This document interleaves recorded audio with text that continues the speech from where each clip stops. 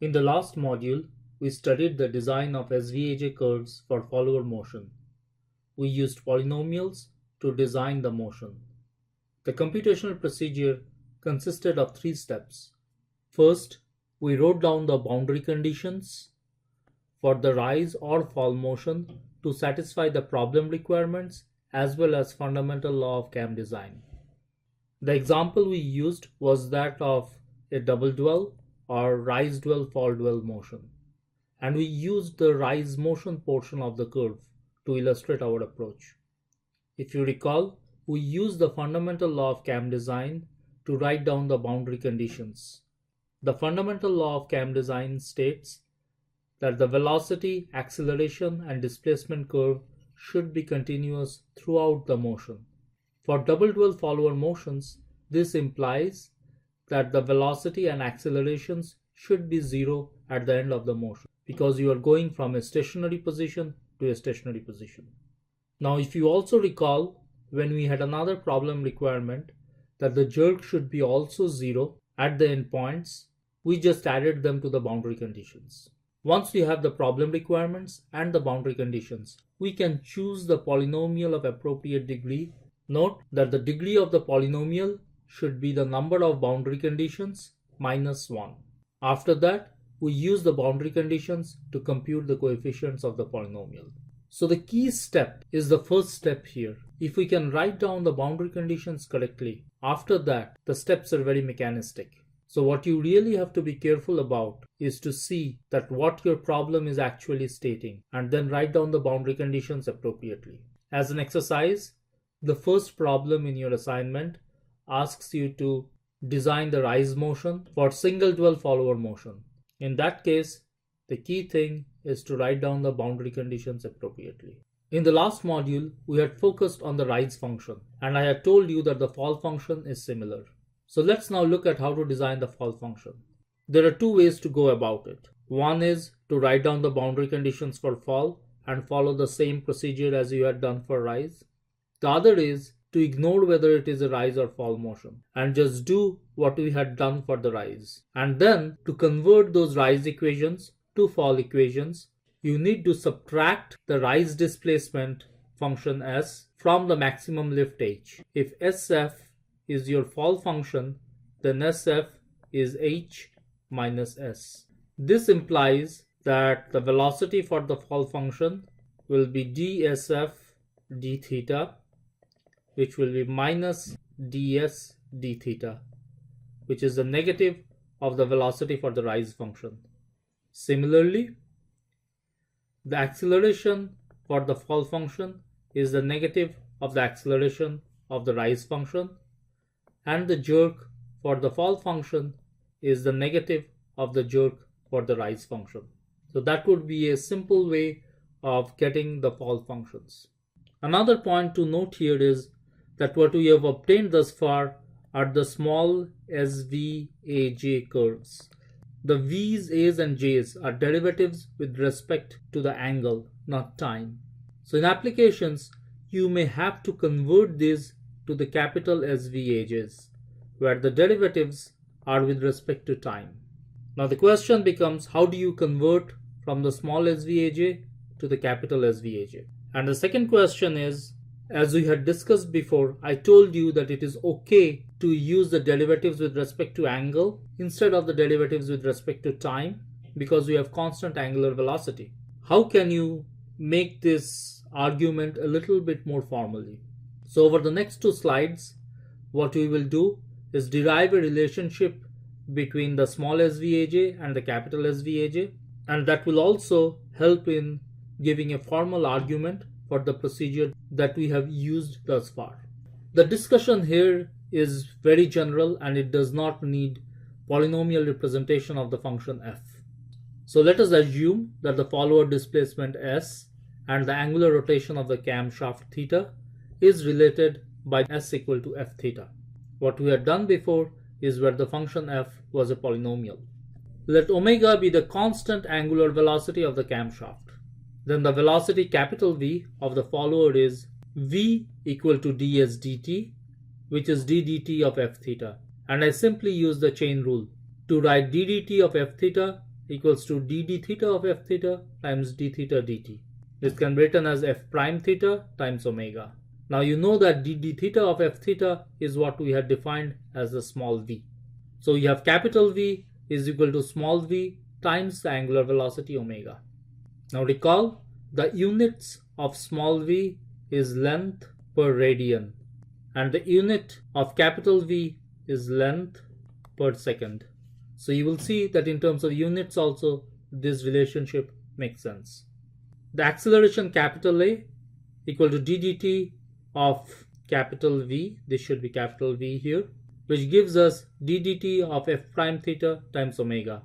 I'll first use the product rule to get d dt of f prime theta times omega plus f prime theta times d dt of omega. Then for this term here, I will use the chain rule to get this term. And d dt of omega is 0 because omega is constant. So this term becomes 0. d dt of f prime theta is equal to d d theta of f prime theta times d theta dt. So this will give me an omega, and I already had an omega here, so the product of these two will give me omega square. So what I have is f double prime theta times omega square. And if you recall, the f double prime theta was our small a.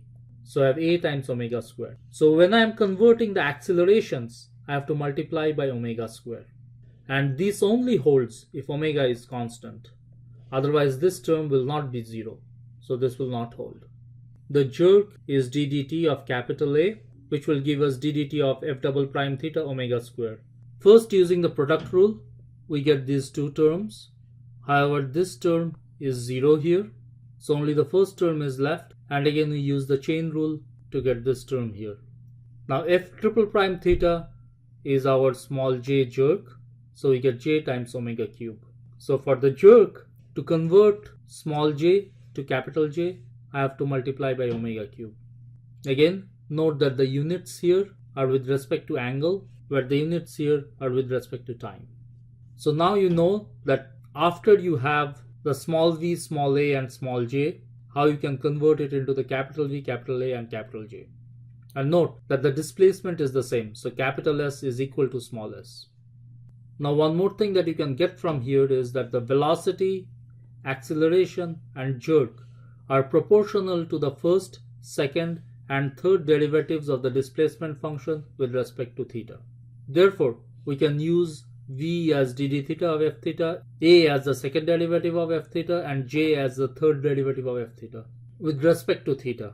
And in doing this, there is no loss of generality. And this is only true if the angular velocity is constant. For convenience, I have listed all the variables and units that we are using in this slide. The purpose of this slide is for you to have a cheat sheet so that you don't get confused. There is nothing really to explain in this slide. It just lists all the variables and notations that we have been using. We will now look at the problem of follower motion design for critical path motion. In particular, we will look at situations where the follower has to move with constant velocity during certain part of the motion. This kind of problems appears in continuous motion assembly. Let us consider the example shown in this picture. The picture shows a part moving on a conveyor belt, and there is a hole in the part, and we have to assemble a bolt in this hole, and it has to be done as the part is moving on the conveyor belt. The conveyor belt moves at a constant speed. So if we are using a tool to do this operation, we have to ensure that the velocity of the tool is matched exactly with the part for every part that passes by when I am doing the insertion operation. Therefore, maintaining the velocity of the tool is critical for a certain period of time. Our goal now is to use polynomial functions to design the motion of this follower, which we'll assume will be driven by a cam. Note, what the follower has to do is first, from the starting position, get to the appropriate velocity by the time the tool reaches here, then maintain this velocity up to the time the tool reaches here, then it has to slow down and come to a stop, maybe here, and then come back to the original position to be ready for another part that is coming in, and repeat this.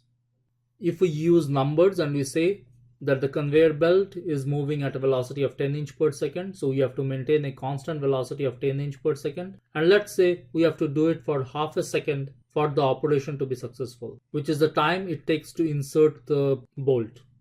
Therefore, we have to first accelerate the follower from 0 to 10 inch per second, then maintain the constant velocity of 10 inch per second for half a second, then decelerate to 0 velocity, and then return the follower to the start position. We are also given the cycle time is exactly 1 second. So all of these things have to be done in 1 second. In this example, you can see that the motion of the follower is partially specified. And what is specified is that the velocity have to be constant during a certain part of the motion. Now, since the whole cycle time is 1 second and I have to maintain a constant velocity for half a second, that basically means that I have to maintain the constant velocity for 180-degree rotation of the camshaft angle, because one cycle is 360-degree rotation of the camshaft. Now, since I have partial specifications, I can assume that the first acceleration phase is over 30 degrees. The constant velocity motion has to be over 180 degrees. The deceleration phase is over 30 degrees again, symmetric with the acceleration phase. And then the rest of the motion of 120 degrees is used to get the follower back to the start position. Now this 30 degree is just a choice. We could have made some other choice also. But this is one possible option. Of course, that means that you have to design the segment 1 here, which is the acceleration phase, the segment 3 here, which is the deceleration phase, as well as the segment 4 here, which is the return phase. However, another way to look at this is that you have this constant velocity phase and you have this other phase which consists of 3, 4 and 1, where you decelerate, return and then accelerate. And you can think that I am starting at theta equal to 0, where I start my constant velocity motion. So the problem in the previous slide can be written equivalently as maintain a constant velocity of 10 inch per second for half a second, decelerate to 0 velocity, return and accelerate to the velocity of 10 inch per second in half a second, because the total cycle time is 1 second. So if I take half a second to follow, then half a second can be used to do everything else. In this formulation, we will use 2 segments for the entire motion. Since this is much simpler, and as it will turn out, this is also a better way to design the motion, I will go into the details of designing the 2 segment motion. The first thing to note is that the cycle time is 1 second, which means that the angular velocity of the camshaft is 2 pi radian per second, because the camshaft is moving one cycle or one rotation in 1 second. One rotation is 2 pi radian angle. So rotation of the camshaft during the first segment or the constant speed segment is beta equal to pi radian. Now for this first segment, the displacement curve should be linear. Why? Because the velocity is constant. So I have S equal to C0 plus C1 theta over beta. We always have the polynomial in a normalized angle. Beta is the total range of motion and theta is my running variable. Since I have considered the start of the first segment as the place where I start measuring the angle of the camshaft and the displacement, so at theta equal to 0, my S will be equal to 0. And I have to have a velocity capital V of 10 inch per second. Now remember, the relationship between capital V and small v was that capital V equals to small v times omega. So small v is capital V by omega, and this is in inch per radian. Since S equal to C0 plus C1 theta over beta, therefore if I take the derivative of ds d theta, I get V equal to C1 by beta. Now remember that at theta equal to 0, S equals to 0. Theta equal to 0 implies theta by beta equal to 0. S is equal to 0, so C0 will be equal to 0. At theta equal to 0, V equal to 10 over 2 pi, because omega equal to 2 pi radian per second as we computed in the previous slide. Therefore from this equation, C1 equal to beta times V equal to pi times 10 by 2 pi, which is 5. Therefore the displacement curve for the first segment is 5 theta over beta. The velocity curve will be 5 over beta. And the acceleration and the jerk would be 0. Now let us look at the design of the second segment, where the motion is much more complicated, where you have to decelerate, return, and then accelerate. Now from the previous segment, at theta equal to pi, we had s equal to 5. This is because from the previous slide, we had s equal to 5 theta over beta. Now beta is equal to pi. So at theta equal to pi, this becomes 5 times pi by pi, which gives us s equal to 5. Now the rotation of the camshaft during the second segment is also beta equal to pi radian, which is 2 pi minus pi. Now what we will do is we will do a change of variable so that when the actual camshaft rotation is between pi and 2 pi, I have a variable or an angle that changes between 0 and beta or 0 and pi. So I will define a variable theta bar, which is the camshaft rotation angle theta minus pi. So the boundary conditions for the second segment will be at theta equal to pi or theta bar equal to 0. I have my displacement equal to 5, which I have obtained here. My velocity is 10 over omega because I have to be at that velocity at the end point. And my acceleration is 0 because at the end of the first segment, I had an acceleration of 0. Now when theta equal to 2 pi or theta bar equal to pi, I have my displacement equal to 0 because I'm at my starting position. My velocity has to be still 10 over omega because it is the beginning of the first segment. And at the beginning of the first segment, the acceleration is also 0. So I have a equal to 0.